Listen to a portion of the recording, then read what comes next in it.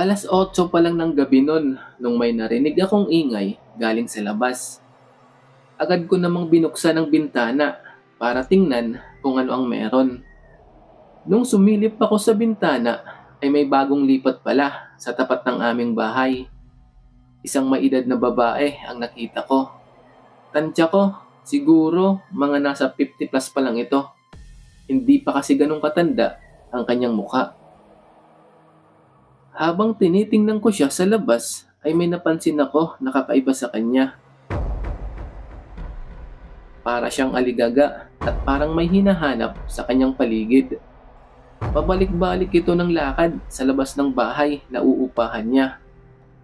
Kaya ang ginawa ko ay pinagmasdan ko muna ang bawat kilos ng bago naming kapitbahay.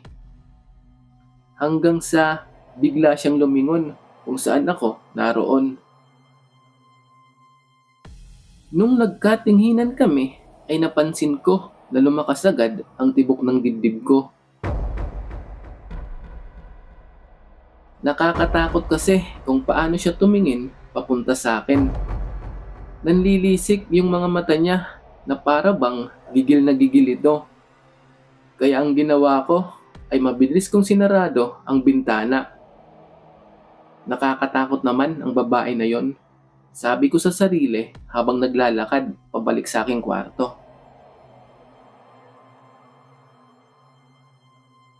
Kinabukasan ay kwento ko kay mama at papa ang tungkol sa bagong lipat na kapitbahay. Habang kumakain kami ng agahan ay sinabi ko sa kanila na parang may kakaiba sa babae na yon. Dagdag ko pa ay nakaramdam agad ako ng takot nung unang beses ko pa lang ito nakita. Hindi ako komportable sa bagong kapitbahay. Sabi ko kina mama at papa. Di nagtagal ay nagsalita si mama. Huwag raw akong lumabas muna ng bahay hanggat maaari. Ingatan ko raw ang apo nila na dinadala ko. Lalo na ngayon na meron kaming bagong kapitbahay at hindi pa namin kilala. Kaya hanggat walang gagawin sa labas ay mamalagi na lang daw ako sa loob ng bahay. 3 buwan na kasi ako nabuntis. Sa edad na 18 ay maaga ko naranasan ang magdala ng sanggol sa sinapupunan. Pero wala namang bago doon. Ganon naman talaga sa probinsya. Maaga nabubuntis ang mga batang babae.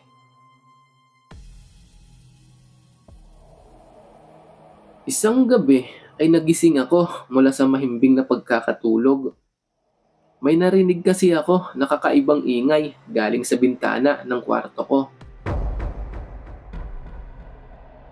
Parang may kung anong bagay na kumakaskas sa labas ng bintana. Kasunod naman nun ay may naamoy ako na parang masangsang na amoy. Parang panis na pagkain na ewan. Hanggang sa dahan-dahan akong tumayo para silipin kung ano ang meron sa labas. Nung hinawi ko ang kurtina ng bintana, ay bigla akong kinilabutan sa aking nakita. May mahabang kuko ang kumakaskas sa bintana ng kwarto ko. Galing ito sa labas ng bahay. Tapos sa di kalayuan naman ay may nakita akong anino na hugis babae. Hindi ako sigurado kung ano yon, pero nakaramdam ako agad ng matinding takot. Mayat maya pa ay biglang nawala yung kaskas na naririnig ko sa may bintana. Kaya dali-dali akong tumayo at lumabas ng kwarto ko. Mabilis akong naglakad papunta kina mama at papa. Kahit takot na takot ako nun, ay pinilit ko pa rin na ihakbang ang mga paa ko. Nung nakarating ako sa kwarto ni na mama at papa, ay sunod-sunod na katok agad ang ginawa ko sa pintuan. Agaran naman nila akong narinig dahil sa lakas ng pagkakakatok ko. Nung binuksan nila ang pinto, ay sinabi ko kung ano ang aking nakita sa labas ng bintana. Medyo nauutal pa ako nun dahil nanginginig na ang boses ko. Napansin rin nila mama at papa na maluha-luha na ako sa mga oras na yon. Kaya naman, mabilis na lumabas ng bahay si Papa. Dala-dala nito ang buntot ng pagi na pinagawa pa niya bilang proteksyon sa pagbubuntis ko. Agad na umikot si Papa sa labas ng bahay at pinuntahan niya mismo ang bintana sa labas ng kwarto ko. Nung nakarating siya doon ay wala siyang naabutan na kung anuman. Pero may nakita siyang mga bakas sa labas ng bintana. Mga bakas na hindi namin maipaliwanag kung ano nga ba talaga yon. Pero sigurado si Papa na hindi yung galing sa isang tao. Kahit anong tulis raw kasi ng kuko ay hindi nito kaya na bumakat sa bintanang salamin. Kaya nakapagtataka raw kung anong klaseng nilalang nga ba ang nakita ko.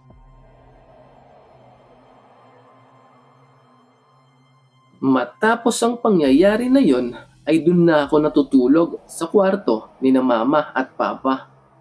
Doon raw muna ako mamalagi, sabi ni Mama. Kahit raw kasi walang masyadong ebidensya ay malakas ang kutob nila na isang aswang ang nakita ko.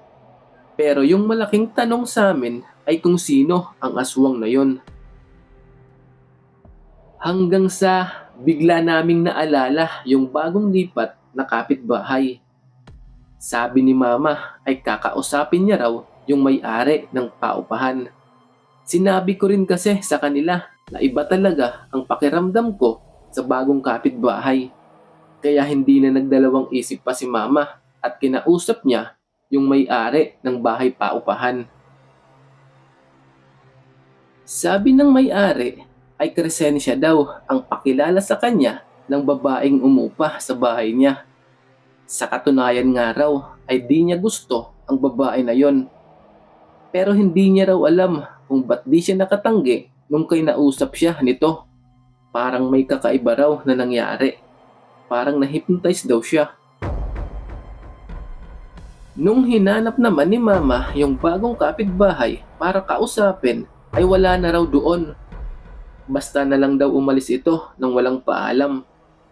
Wala na ring mga gamit sa loob ng bahay. Kaya malabo na daw na bumalik pa ang kakaibang babae na yon.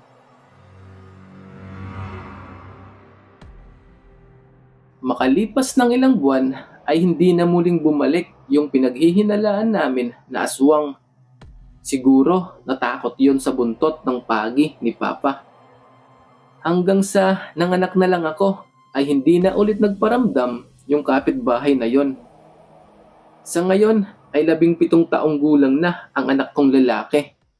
Pero naglalaro pa rin sa isip ko kung anong klaseng nilalang o tunay ba talagang aswang ang nakita ko.